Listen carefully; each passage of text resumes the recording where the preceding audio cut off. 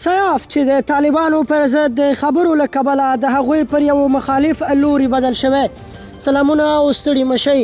هیله ده چې دا خبر تر پای وګورئ او زموږ چینل در سره سبسکرایب کړئ.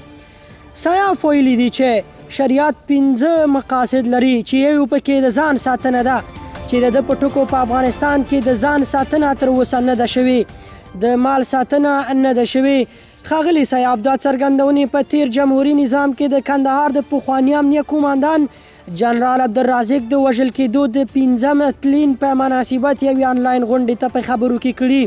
په دې آنلاین غونډه کې د تیر حکومت ځینو جګپړو چارواکو هم ګډون کړی و. عبدالرب رسول سیاف د طالبانو له حکومت پوښتي چې خلک ولې له افغانستانه تښتي، چې دیني خوندي وي، ځاني خوندي وي، مالی خوندي وي او عزت یې خوندي وي، نو د څه لپاره تښتي؟ اوس خو چې موږ ګورو لکه له محبس نه چې څوک تښتي، څوک له دروازې تښتي، که دروازه پرې بنده کړي له دیواله وړي او تښتي. نیم افغانستان وتښتېدو، اخر به دوی د یو تش محبس بندیوانان وي او بل څوک به نه وي پاتې. که څه هم د ښاغلي سیاف دې څرګندونو ته د طالبانو حکومت ظاهرا غبرګون نه دی ښودلی، خو نوموړي خپلې دې پوښتنې ته په خپله ځواب وایي چې په وینا یې دا خلک ځکه تښتي چې افغانستان کې خپل ځان، عزت او مال خوندي نه بولي. وړاندې هم عبدالرب رسول سیاف د طالبانو پر حکومت غږ کړی و چې له خپلو مخالفانو سره د خبرو لپاره د مذاکراتي پلاوی وټاکي.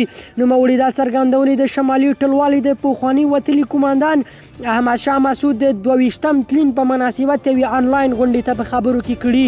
ښاغلي سیاف چې پر افغانستان د طالبانو له بیا واکمنېدو راوروسته په ترکیه کې اوسي ویلي و طالبان دې له غروره راښکته شي، د مذاکراتو لپاره دې خپل پلاوی وټاکي، نړۍ ته د اعلان وکړي چې مخالفانو سره خبرو ته چمتو دي چې د افغانستان مشکل د خبرو له لارې حل کړو.